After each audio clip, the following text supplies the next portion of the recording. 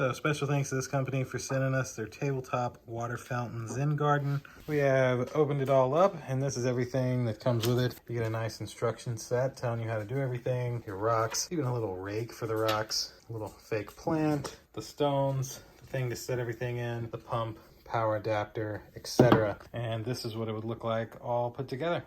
All right, so we've added water to the bottom.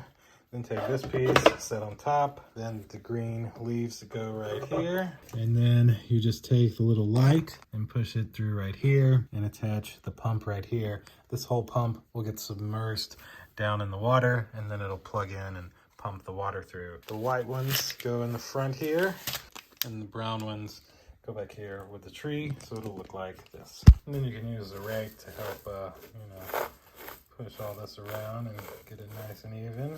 And there we go. That is essentially what it looks like, all nicely set up with the water flowing through it. You hear a nice little humming effect, but it's not loud at all. Will look great inside the house or even outside the house, I think. So that'll do it for this little Zen garden. Thanks again to the company for sending it to us to demonstrate and show you what it looks like. And we'll see you in the next one. Deuces.